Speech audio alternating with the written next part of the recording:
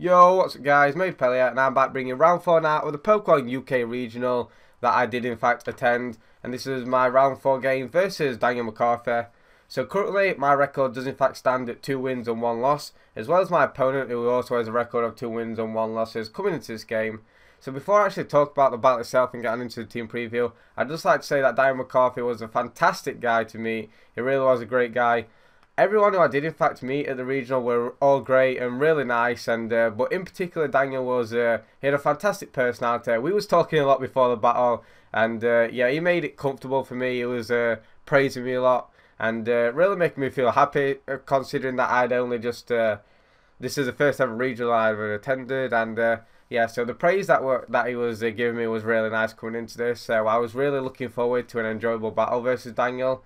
He also does in fact have a YouTube channel of his own, which I do believe is called Animated Daniel, or it might just be called his name, Daniel McCarthy. I can't quite remember. However, I will link it down below in the description, so be sure to check him out after the battle. He also goes by the username of Cineclub on the likes of Nugget Bridge and elsewhere, so definitely go check him out. If you haven't already, you may already know him, you may not, but definitely go check him out.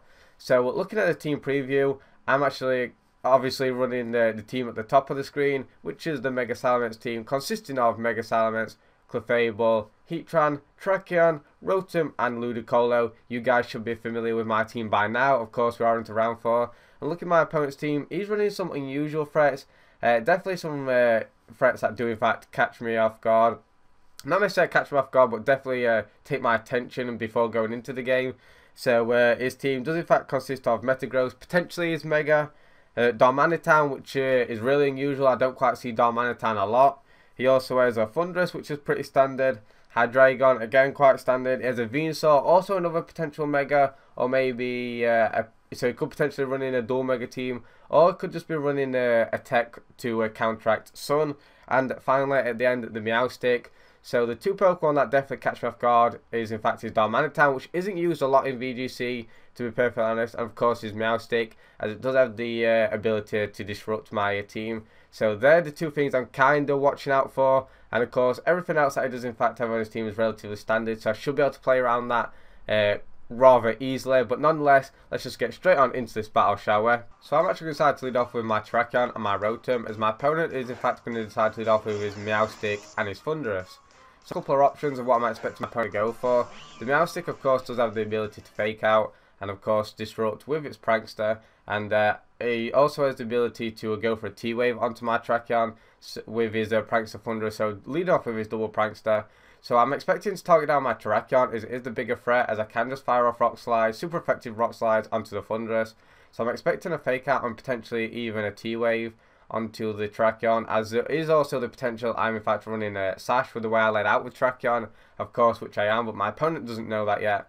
So I'm just going to decide to protect with my Tracheon turn 1, and actually decide to go for the Thunderbolt onto the Thundurus slot, trying to get off damage onto that and put into the range where a Rock Slide will KO. So trying to get off that chip damage, as my opponent actually pulls a switching out into his Hydreigon, which is pretty nice for my opponent. And actually reveals a trick here, so I'm definitely intrigued to see what he was trying to trick my Tracheon, but unfortunately I have no way to prevent that. So this following turn, I'm expecting to go straight for the Draco Meteor onto the Rotom Wash. I'm really not sure what's going to happen with the Meowstic, and what he's going to decide to trick over to my Tracheon, so I'm just going to play it safe and actually pull a switching out into my Heatran, just in case he does decide to drop a Draco Meteor onto my Heatran, of course. And if he does decide to go for the Earth Power onto my Tracheon, being Scarf Hydreigon, I do of course have the Focus Sash.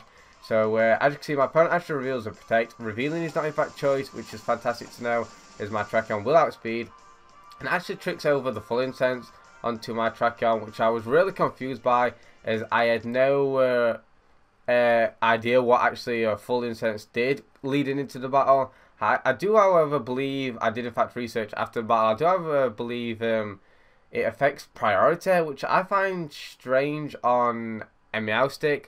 But regardless, I was really unsure as what was going to happen. I didn't know if my Tracheon was somehow going to be slow, what kind of tech was going off, so I was going to play it really safe at this point. However, the following turn my opponent's going to decide switching out the Meowstic, which does in fact now have my Focus Sash, go out into his Darmanitan, as I here just go for the Protect, and knowing full well I was going to target down my Tracheon as opposed to going for my Heatran, as my Tracheon can easily one-hit KO it. and actually decided to go for the flash cannon now, trying to get off damage onto the Hydreigon, which is nice. So here the following turn, I am threatened out by the Darmanitan, and of course I'm expecting this thing to potentially be Choice Scarf, as that's what most Darmanitans do in fact run if I do see them. And of course, so he can just go for a fighting type attack onto my Tracheon, and of course he's revealed the Earth Power with his Hydreigon, and can easily target down my Heatran with the Earth Power. So I'm actually going to decide to pull a double switch into my Rotom and into my Salamence. So that's exactly what I'm going to decide to do. In hindsight, I could have potentially gone for the switch on into the Salamence to take the fire type attack coming from the Darmanitan. But again, he could have potentially just predicted that and gone for a Draco Meteor. So this way was safest in my opinion, and I do take a little bit of chip damage coming from the superpower, but after the -1 isn't going to do too incredibly much. So that's a fantastic switch in for me, as I'm able to take away all of his momentum at this point, as my Salamence does in fact outspeed his Hydreigon, and I'm expecting his Darmanitan to be locked into superpower now, and as you can see, which isn't doing anything. So knowing full well I was going to switch, I did want to double target the Thunderous slot, predicted a Protect to come out from the Hydreigon, which definitely would have been a fantastic play. I definitely wanted to double target that Darmanitan slot, expecting the switch. As you can see, he does in fact switch on into his Thunderous, but I do just play it safe, knowing full well I can outspeed. I didn't want him to potentially predict that, so I do decide to go for the return, knowing I will outspeed his Hydreigon and pick up the KO and fire off a Hydro Pump.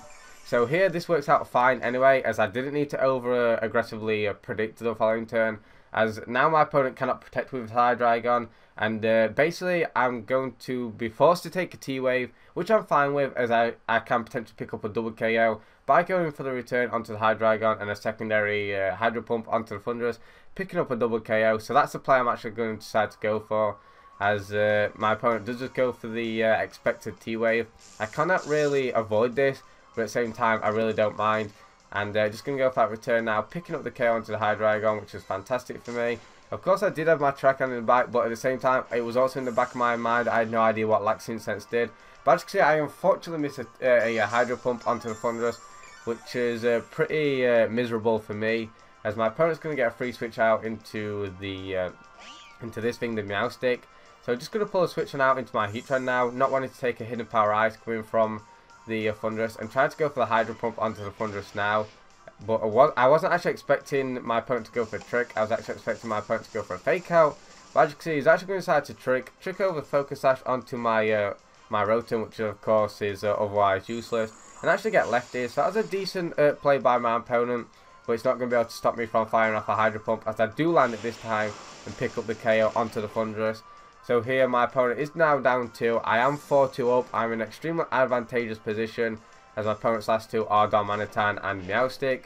His Meowstic doesn't offer any offensive presence whatsoever at this point, and I do know my opponent can only lock himself into one move. If he locks himself into a Fire type attack, my Heatran completely walls it. If he locks himself into a Rock type attack, Rock Slide maybe, and then I do know my Heatran of course resists that. And if he locks himself into a fighting type attack, then I do have my Silence in the back. So pretty much I'm feeling confident at this point. Just leave my two Pokemon in and seeing what he does in fact lock himself into. He does actually try and go for the Rock Slide, I suppose trying to get the flinch chances at this point. But he does unfortunately miss my Rotom. Not going to matter too incredibly much, as he fires off a Psy Shock into that slot also. As I just go for the Heat Wave now, trying to pick up damage on both Pokemon, most notably the Meowstic, and fire off a Hydro Pump, which will pick up the KO onto the Darmanitan, which is fantastic for me. So he's down to his last, which is his Meowstic. So the game is pretty much mine, and the following turn I can just go for the safe Flash Cannon and Thunderbolt combination, which will pick up the KO onto his Meowstic. I don't have to risk any misses at this point. So that's exactly what I'm going to go for, is he does just fire off another Psy Shock onto my Rotom. Like I said, I am just going to go for the Flash Cannon T-Bot combo, which will pick up the last KO, and that's going to be a fantastic win for me, as I did manage to win this game 4-0. So my opponent unfortunately received a backlash from my previous loss, which I was really unfortunate, really not unfortunate, but I was really disappointed to lose in that last game. So my opponent did in fact take the backlash, which I do apologise, because Daniel was a fantastic player, a fantastic guy, and a lot of quirky, unusual things happened in this game. It was using a couple of standard stuff and a couple of interesting stuff at the same time. That lacking sense definitely caught me off guard. I played so cautious, and as I didn't want to lose my Trakan. As you can see, my Trakan was a huge threat to his team. He only really had his Dominator to check my Trakan being Scarf, but at the same time, I did have the Focus Sash up until he did in fact trick it away. So like I said, a lot of quirky tech going off by my opponent, but it's still a fun game. So I hope you guys enjoyed this. My record is in fact now 3 wins, 1 loss. So I'm looking kind of strong, and I'm really enjoying my time at the moment. So if you enjoyed this, be sure to leave a like, comment down below, and of course subscribe for more. Thank you guys so much for watching, and I'll see you guys next time.